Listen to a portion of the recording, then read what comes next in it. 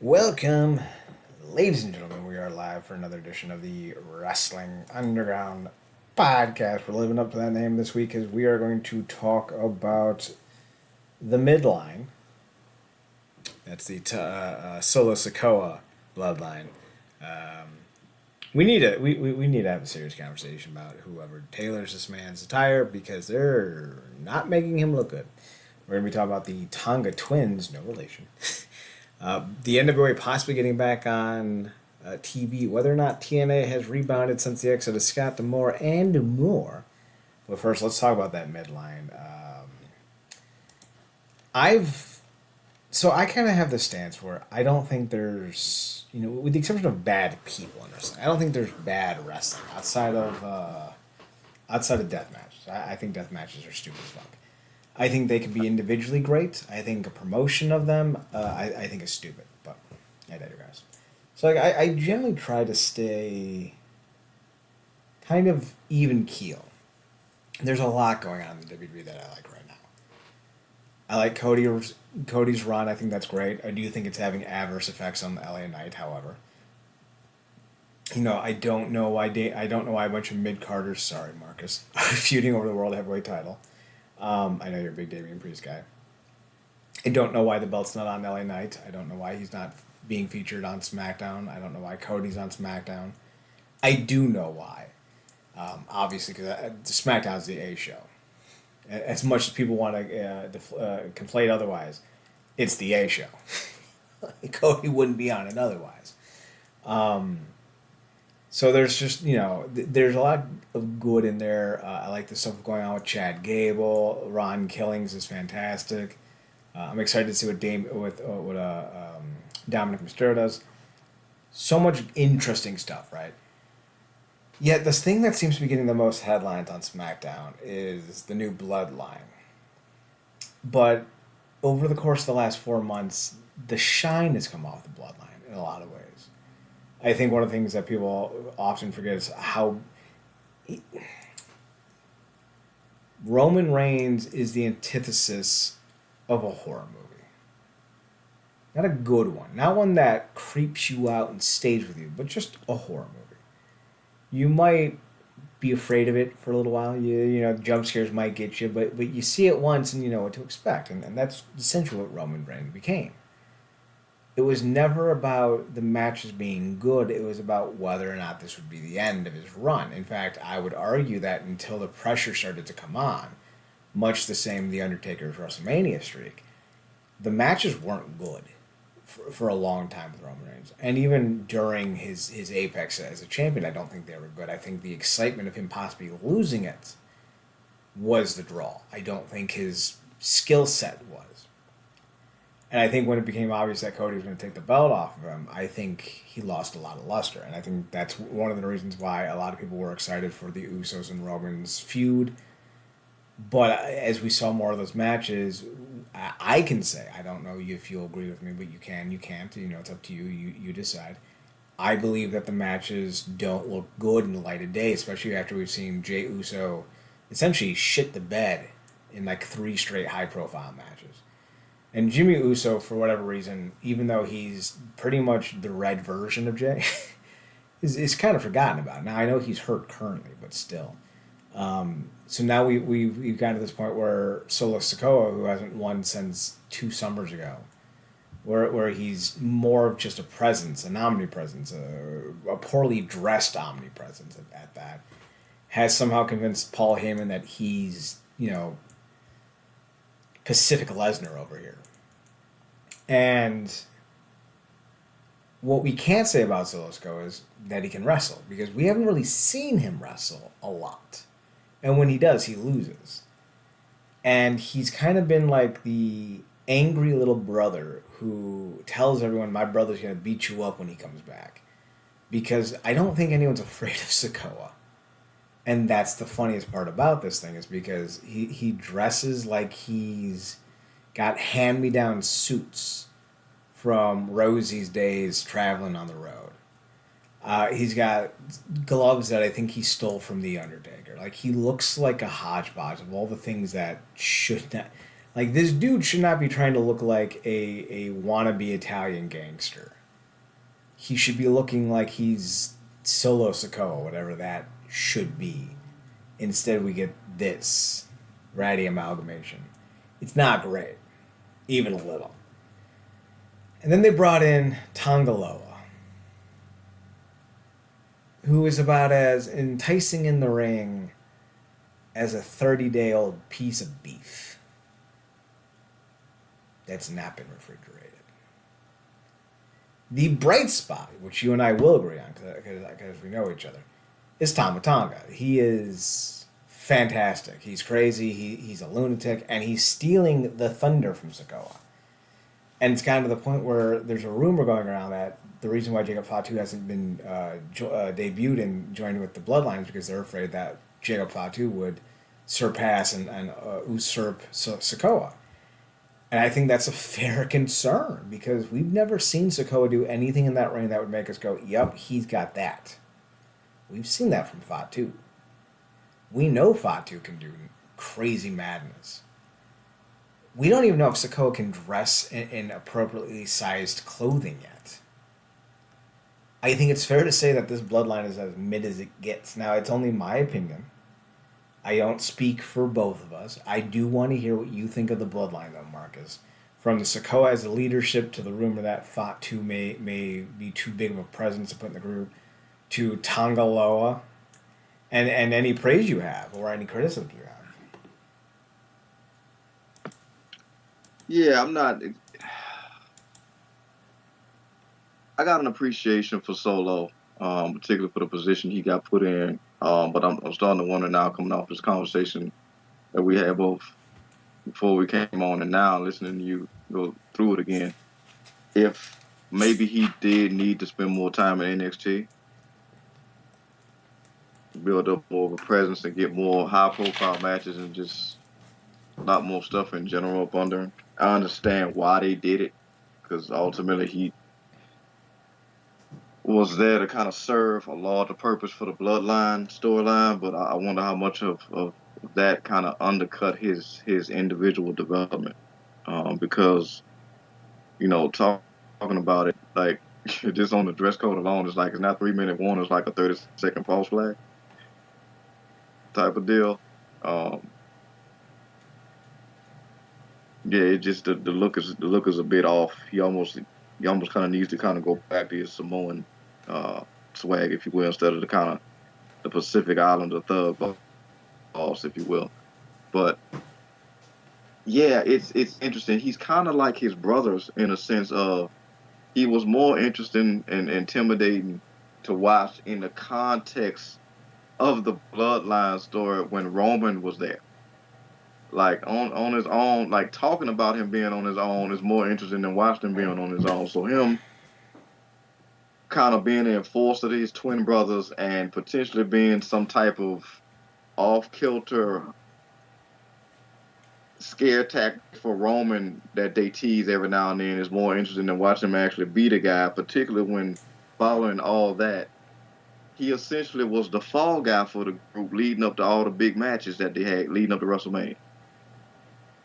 Then you take off that, you put that to the side, and the reason why he kind of reminds me of his brothers in the sense of he don't really work outside of the storyline. Like it's the same reason why his brothers didn't really work on that individual match. Nothing about that match really meant anything. It didn't serve really either one of them, whether they win or lose.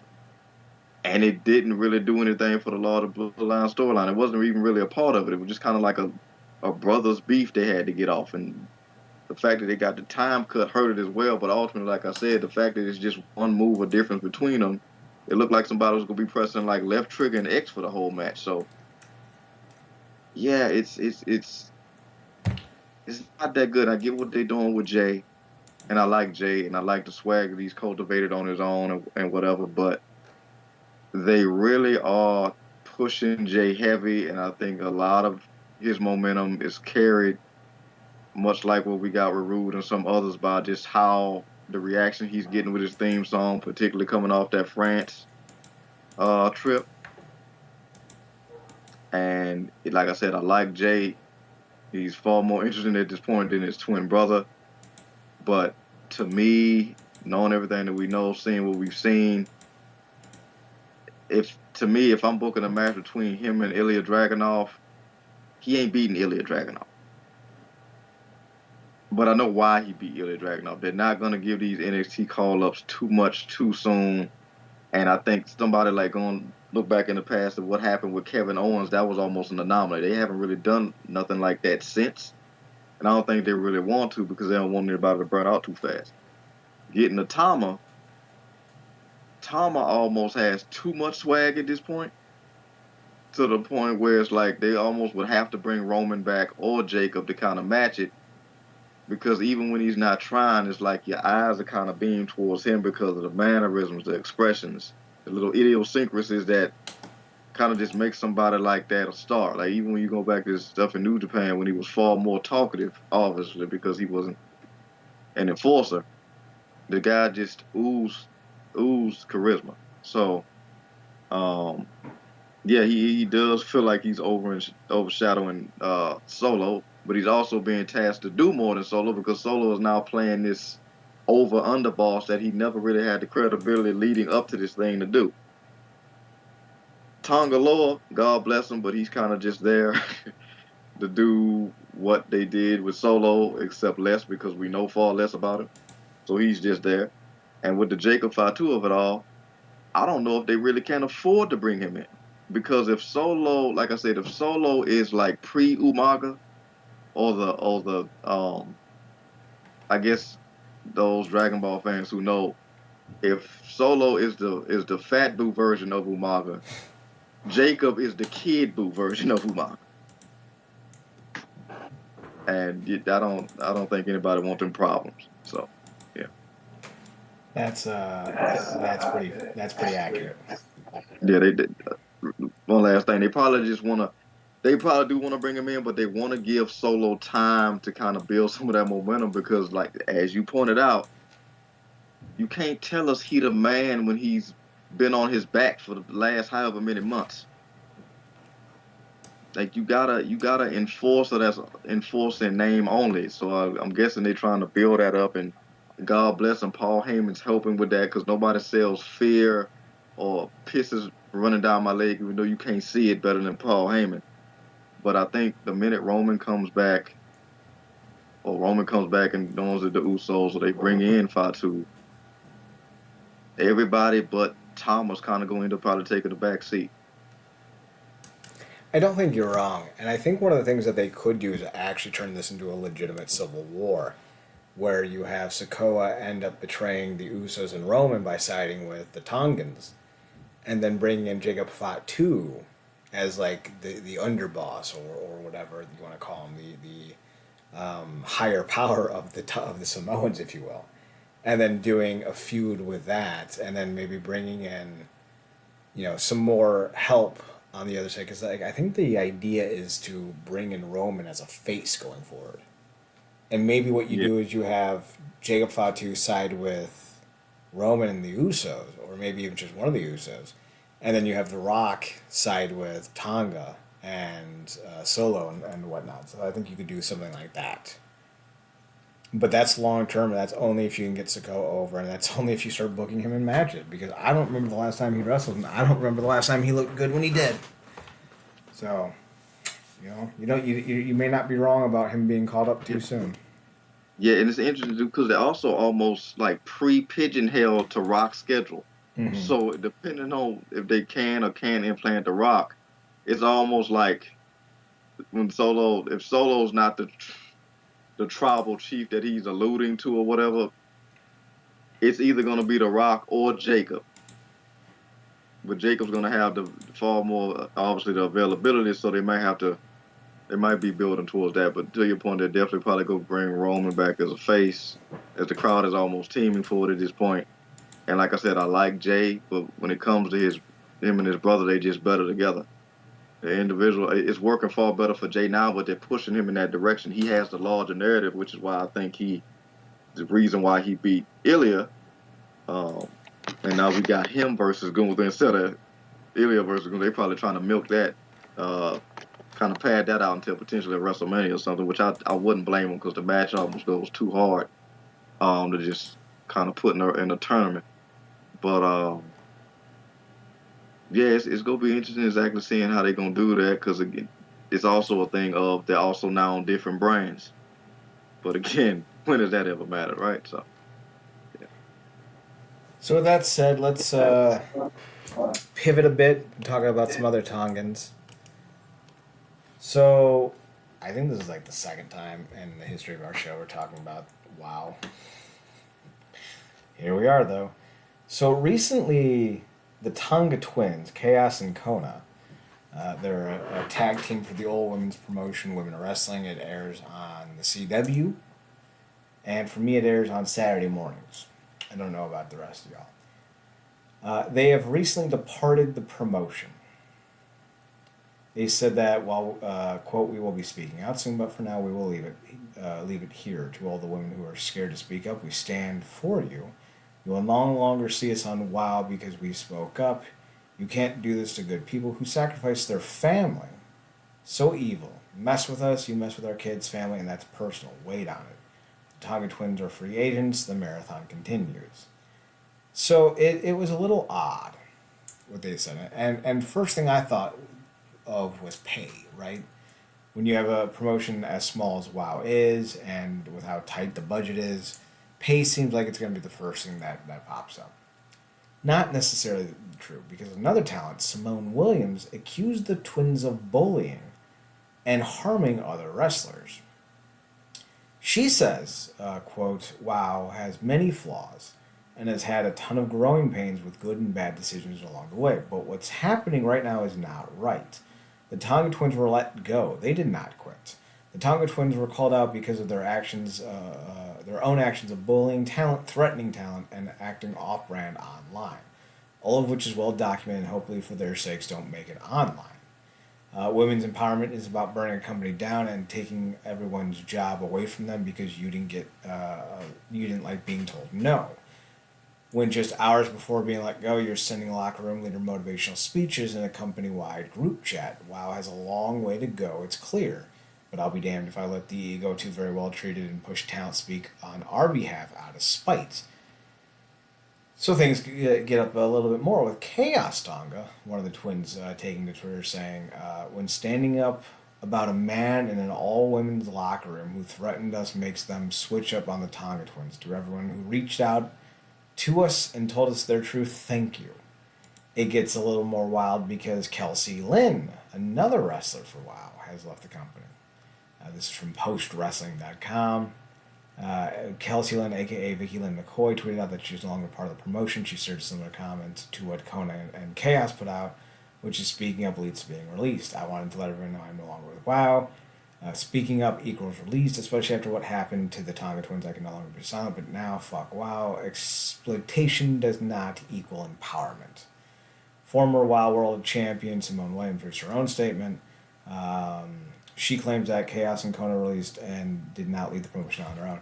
Heidi Howitzer, another wrestler from promotion, went on the record on X and noted that the Tonga twins had bullied and injured talents. She noted that she was injured by them and requested her release after the incident that resulted in her being put in the ER. So we don't have much more than this. This is the extent of which that I found, and anyone else who's been posting stuff seems to be posting about these specific incidents. Now I want to say we don't know what's going on. I have to wonder though if maybe there isn't a culture clash of some sort going on backstage, behind the scenes in WoW. One of the things that I'm thinking of is whether or not maybe there's, and I don't know for sure, couldn't say, maybe there's like a trans wrestler, right? And the Tonga twins may not be happy about that. This is speculation, not news. Don't run with it as news. It's just a speculative theory. Maybe there's a trans wrestler. They don't like the idea of a trans wrestler being back there. Maybe that's the issue. Maybe one of the wrestlers have a gay best friend and they help them get ready and they didn't like having them backstage. Whatever the issue is, it does seem to be that it is a culture clash of sorts. It does seem like there's something that they don't agree with that's happening backstage. It does not seem to have to do with money, booking, or anything of the sort. It just seems to be that there's some type of dichotomy that is rubbing against one another that's causing friction. I don't know beyond that, but this is both a bad thing because you don't want to lose talent, and you don't want to lose talent in a negative way. But you also are finally getting some headlines on your promotion that you desperately needed. Case in point, I didn't realize that they had Holly Dead on their roster. She's from MLW and she's quite the hand. Those are the kind of things that kind of go on the radar when you're not exactly making headlines all the time for the right reasons. So I am curious as to what the issues are. I do think this will eventually come to light because too many people are too eager to speak, and I think we're going to have an answer on this eventually. Marcus, this is one of the more interesting stories that have come out in a while. What's your takeaway on this? Yeah, I saw some of this on the feed and the Nerdcore feed, of course, because I kind of watched a few clips and stuff from Wild that pop up. Because I do think it's quite an intriguing endeavor and promotion. But just looking at some of the stuff that was on the feed about this stuff, and then obviously you reading off, talking more about it, it does seem like you said, it does seem like a tale of two cities, a clash of, two different types of culture, where it's almost like, and not making a one-to-one direct comparison, but it does seem like the Tongas may be in this particular instance, like, not exactly, but like the Bucks, getting treated a certain way at maybe at a certain rung of the pecking order, so to speak. Um, and other people are having a very different experience. Um, so the people that might not be in that position are looking at them like, it's kind of real easy to leave and trash the promotion when you were getting treated like pampered princesses, while the rest of us was left to feast the famine on our own. And then you have other individuals that uh, may have been, I guess, maybe close to that particular pecking order, if you will, and just didn't necessarily wasn't getting the exact pay that they want. And then like I said, people that was below that are just having a completely different experience because they're just trying to be there and be loyal to the promotion and whatnot, and trying to do what they came there to do and get paid to do and stay out of the way. They're not necessarily running any politics or any type of bullying tactics or what's being alluded to.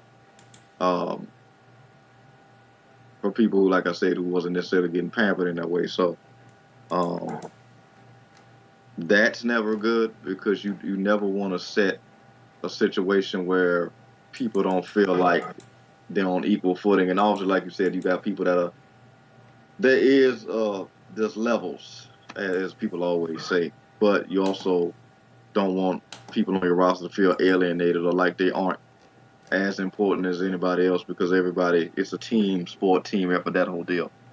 But like you said, also the sucky part about this is the probably the most press that they've gotten.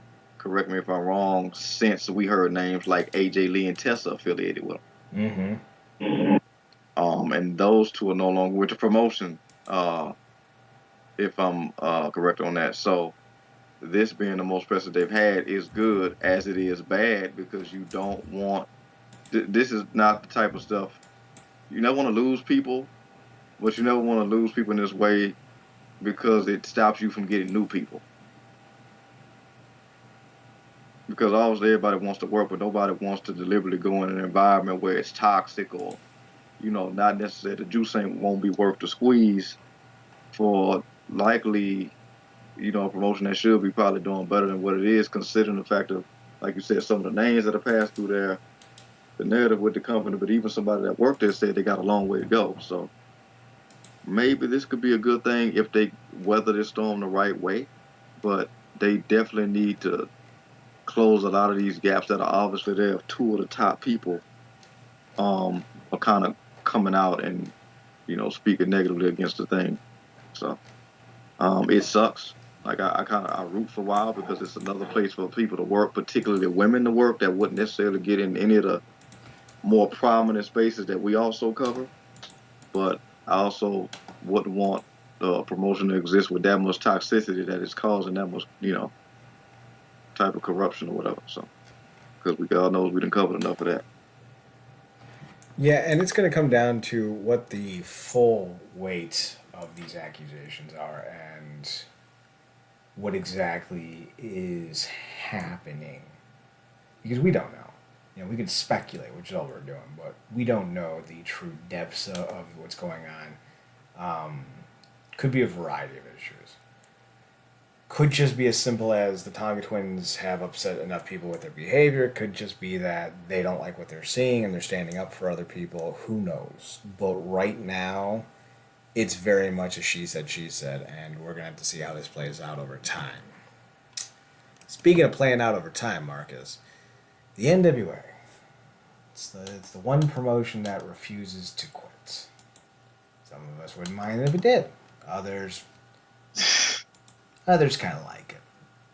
I don't actually know anyone who watches NWA regularly. I'm sure there has to be somebody. They have a show on the CW. I think it's the Seed app or CW Plus app. No, I don't know what they're calling it now. But apparently, they might have a broader reach. Billy Corgan has announced that the company has landed another TV deal. He has two with the CW, only through their streaming service, mind you. But one is to carry their weekly show. I think it's Power, and the other one is to carry his what the fuck is it called? It's his behind the scenes wrestling show, whatever it is. He's gone on and announced that they're going to have a new TV deal, even though that Power's already on the CW streaming service. He told Scott Fishman of TV Insider, I just signed another TV deal, which I haven't announced yet. I saw someone in wrestling media wave off the NWA's success, but I don't know a lot of companies out there that have 3 television deals as an independent, solely funded by me. We're really fighting a lot of wars here, not just only to create wrestling product like the fans like, but also to beat the world's perception that it can't be done. That unless you have $1 billion in your pocket, you can't manifest enough energy. But what people don't understand is I'm the one of the only people in the world who understands how to take something literally from nothing and take it to the top mountain multiple times. He's also gone to say that the CW did not have an issue with the drug spot, the cocaine spot at NWA Sal Wayne, saying after the cocaine spot with Sinister Minister and his hot minions were snorting sugar off of a table in Cleveland, that took a life of its own. He said that the people were saying that the NWA is going to lose its CW deal. They lost their CW deal about 4 days after the event. CW, I don't know who, but certainly one of the top people called me and said, "What's this all about?" Corgan goes on to say, "I said I don't know. No one from your world has reached out to me." He said, "There's no problem over here. We're reading all these articles, and we don't understand what the issue is. So to be official, there is no issue with what we did. No, we think it's funny. There's no issue. It was a completely invented story by either a troll inside the company, a leaker, or something." Now, someone from inside the company, there was an issue. And obviously, there was an issue because you went from being on the TV station, which would have been huge for the NWA, to being on the streaming service, which no one watches. I think I watched it for a spell when they had the OC on there. But since then, no, I have not. And all this comes at the precipice when the 2024 Crockett Cup teams have been announced, which I think all this is make believe. I think there was absolutely an issue with the CW deal, which is why he ended up on the app instead of the network.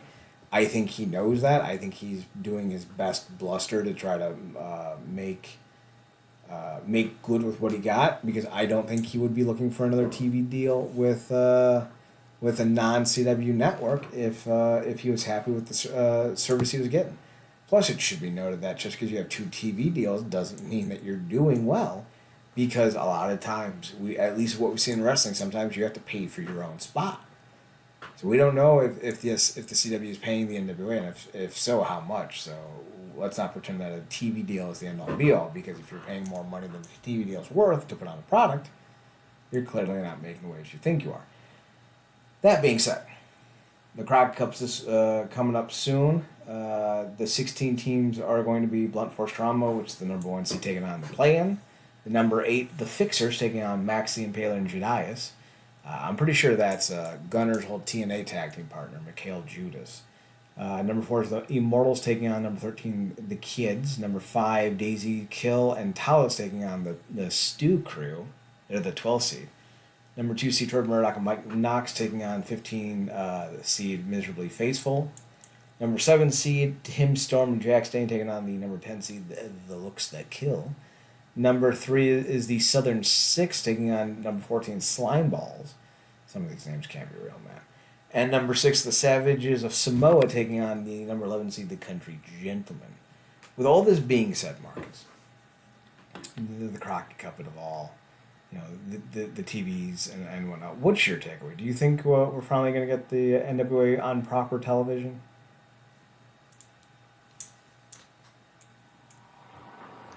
Yeah, man, I'm hoping we do. Like, for all our, criticisms, many of which are valid.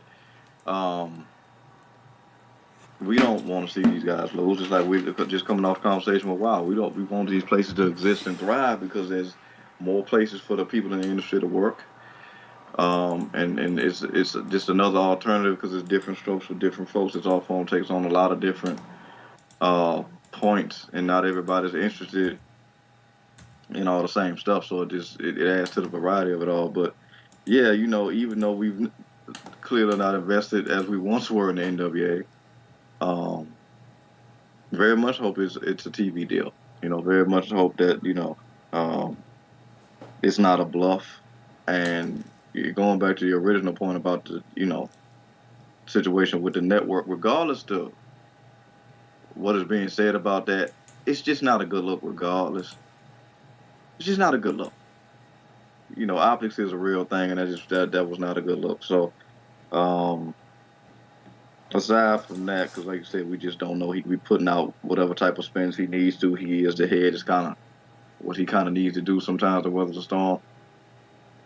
Do like the fact that they could potentially have a TV deal. That'll be cool.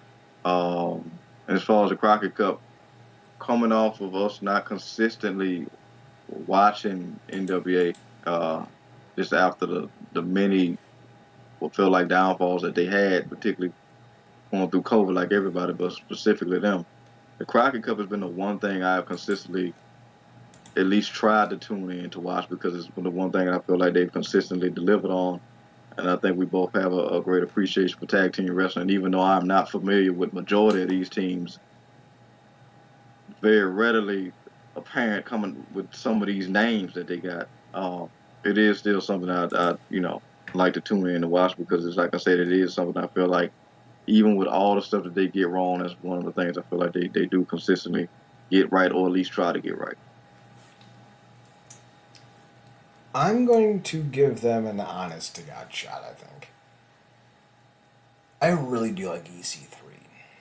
And I like some of the guys on this roster. And I think there might be something here. But I can't say for sure. I haven't watched regularly in years, right? There was a time when they had just a who's who of fantastic talent. Now it feels like they have the scraps of the scraps. And I really think if they're going to make a push for television shows, like an actual television show that airs weekly on wherever, they have to put their best foot forward. And if they know this, if they believe this, then I feel like this is the opportunity and time to give them a shot because they are trying to, at least you would think, trying to get as many eyes on their product as possible. And in doing so, put out their best product possible so that they can get a nice TV deal that can keep the company going for a while.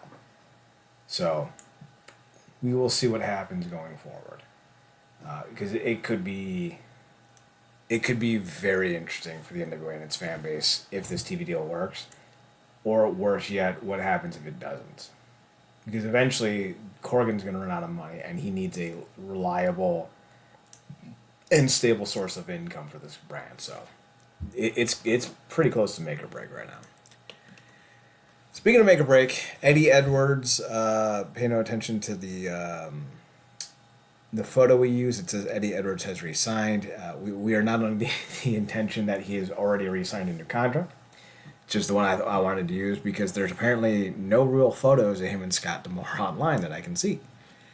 Apparently, Eddie has gone on and talked about Scott D'Amore's departure. And he spoke at a KNS WrestleFest virtual signing where he spoke on it saying, Scott D'Amore was TNA too. He breathed it, bled it, and that's all he did.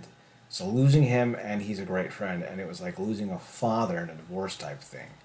That's the best way to compare it. I was a shock, a lot of change, but in the end, with the group we have, we all know what we have to do. We go out there in the ring and we do our job, and that's what we love to do. It's what we believe in.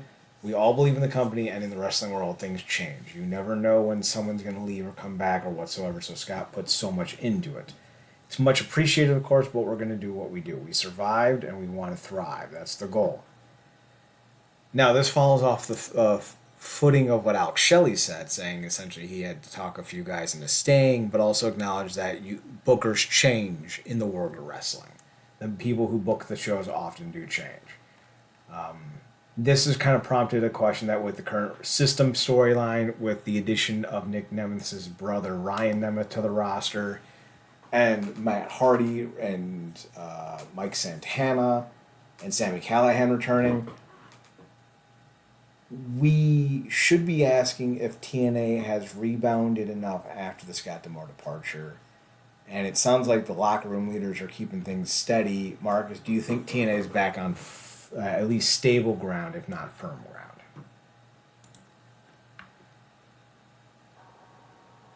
If not, I feel like they're doing their damnedest. I mean, look, that Scott D'Amore thing, I think, took a lot of people, everybody by surprise, particularly the way that it happened. It's even sucks even more because we talked about it. If the wrestlers found out when we did, that I think that leaves a worse taste in their mouths, probably even than it just being D'Amore, because they really should know ahead of the fans.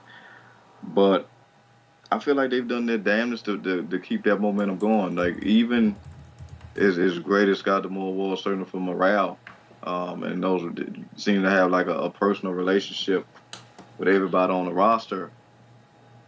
There were some things that, as solid as the product felt, there still was some things that we, wanted changes with, and that probably needed to change in that regard. And I don't necessarily know, had he stayed, like you said, because technically he was the head booker, correct? Mm-hmm. I don't know if we get the system the way that we've gotten it to this point if he's still booking it. Alex said that there's bookers change and whatnot, but I think in terms of TNA, because it was for the company at that time with everything that was going on, particularly with the rebirth of rebranding, if you will, it's certainly just with the name, like you said, it's rebranding the name. He was a big part of that, and so much of that morale momentum was tied with him, and it was kind of felt like a thing of, particularly when we saw the reaction from the roster as a whole on social media when it initially happened. It really felt like everybody just felt like they could come to work and do their best and not have to worry about any of the back office dealings or what have you, because they knew D'Amore had their back. Anything that would come from higher ups beyond him, he would be there to kind of buffer that. And they could rely on that because of their personal relationship. With that not being there, I could understand how they could feel like they can't trust the brain trust, particularly if they didn't do it in the way they should have handled it. On top of the fact that the roster pouring their heart out in the letter, and I don't necessarily know if that got addressed properly. Not that we should be privy to that. Not everything needs to be broadcast in terms of the fans, because you need to deal with that with the employees internally. But I could see why Alex Shelley would have to kind of convince some people to stay, because it was an absolute blindsiding. But to me, with everything that we've seen, obviously having Grace as champion, that's the right move. The way that they set the system up, right move. Um, I didn't have any particular um preconceived notions in terms of well, there it is. That's the word. Expectations about what AJ Francis would bring, and he's been one of the best parts. Obviously, pairing him with Swan, and I think he's been good for Joe Hendry, and I think vice versa. So I think they've been doing a lot of good stuff, and um, I think it's as good as it was, if not better, in a lot of ways. And they still got some ways to go in terms of doing so. I mean, at least we get more aggression now, and that, like we said, we talked about that growing. So I think they're on solid footing. It's just, I think with the Demore thing, it puts such a kind of immediate dark cloud over good momentum perception wise. Like they were getting all kinds of buzz across social media against people who, with people that didn't even cover them, and then that happened, and it's like, classic TNA, 3 steps forward or 2 steps forward, 3 steps back type of deal, and it kind of opened the door to allow the continued treating of TNA like the redheaded stepchild just for the fun of it thing, and they don't deserve that. So, but I think I still think the product is solid. I would agree with you. The product is still very solid. It has its highs and lows like anything else, but it's for the most part pretty good. Want to end on a simple question, Marcus. I want you to think about it. Give me your takeaway. Has Abyss, at least in the annals of pro wrestling dumb, if you will, the zeitgeist that is pro wrestling, has Abyss superseded Kane's body of work? Because I have an answer to this. And I wonder if you and I had the same answer. I had a burp, excuse me. I hit the wrong mute button. I feel like if you look at Kane and Abyss's bodies of work, I think several things are going to be abundantly true and are indisputable. I think if you look at presentation from their first 2 years and on, I think Kane wins. Kane was I don't want to say he was on any special sauce, but he was as ganked as I've ever seen him. He had a mystique that was all his own. He was a movie monster come to life. Abyss, if Kane was Michael Myers, Abyss was Leatherface, right? Same idea, but not as well put together visually. But I think where visuals and impact in terms of that visualization end, I feel like when the matches started, the promos, Abyss was a better promo, not by grand margins, but I think he was a better promo. I think Abyss indisputably was a better wrestler. I think he was, no pun intended, made more of an impact in his promotion aside from his debut arc than Kane did. Because outside of Kane's debut arc with The Undertaker, he was relegated to a mid card player for many years. I think if you look at the totality of their body of work, I think Abyss edges out Kane. And I think if you look at them as people who impact the wrestling outside of the ring, Kane is a maybe in his community popular, but not so popular outside of his community mayor. And Abyss is one of the biggest voices currently in the WWE right now, helping train up the next generation of people. So I feel like if we're asking who the better big man was, who the better masked monster was, and who's made a bigger impact on the wrestling society by and large, both in and out of the ring, I do think Abyss is at least should be seen on a higher level than Kane. But I want to know if you agree with that. I'm right there with you, man. I think Kane got him in the front end, and Abyss got him in the back end. And that wasn't. Now I haven't said that. That wasn't a play on some sexual innuendo. That saying, like you said, Kane had a hell of a start, and it's probably one of the best starts anybody's ever had in that company. But I think long term, I think Abyss got him. Obviously, his physicality waned as most people would. I think obviously a lot faster than Kane, just because a lot of what I mean. Abyss destroyed his body for the company, absolutely ravaged it. But I think, like you said, aside from that immediate um, insane debut and stuff with his brother, after that, not being associated with his brother, like you said, he was kind of middling. He was kind of just a madman going around attacking and torturing people. And obviously you had the instance when he took his mask off, and that was a thing for a while until he just became the ugly guy with the pyro. And then um, he had a bit of a resurgence when he re-debuted with the mask against Cena and that whole. He had a different look, and then he became corporate Kane or whatever. I think Abyss towards the back end, also like I said, his physicality waned, but he was still delivering. And I think more so than anything, the brilliant flip was the Joseph Park thing, which I think puts him past Kane um, in the character department long term as well, because that could have easily been something that fell through the cracks and kind of just died a death. And it probably was one of the best things we got on a consistent basis that probably helped him a lot outside the ring because he didn't have to do all the stuff. So it probably kept him on TV a lot longer than he would have been. And now, like you said, obviously one guy's going to politics and the other guy's going in behind the scenes.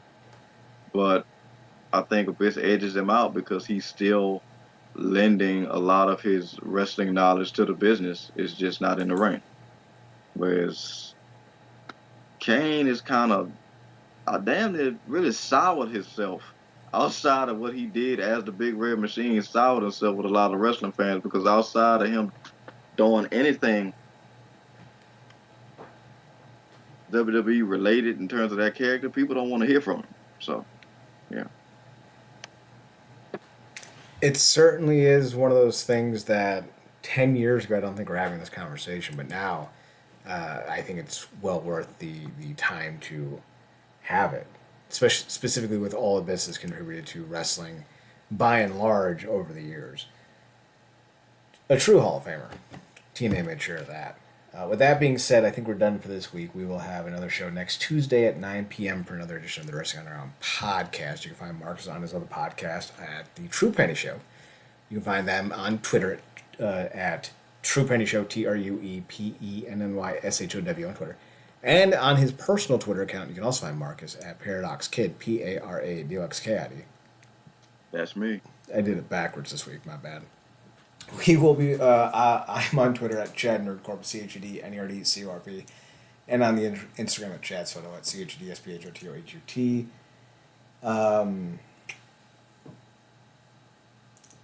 Forgot how to do the outro. It's been a very long day. Thanks for tuning in. Thanks for checking us out. Thanks for giving us a chance. We are on Twitter at NERDCORP and on the website at realnerdcorp.com, REALNERDCORP.com, YouTube.com/Wrestling Underground, and Twitch.tv/The Wrestling Underground. We'll be back next Tuesday for another edition of the Wrestling Underground podcast. Be sure to tune in and check us out at 9 p.m.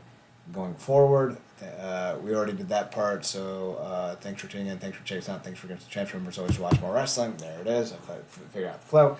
We'll be back next week. And Marcus, take us home.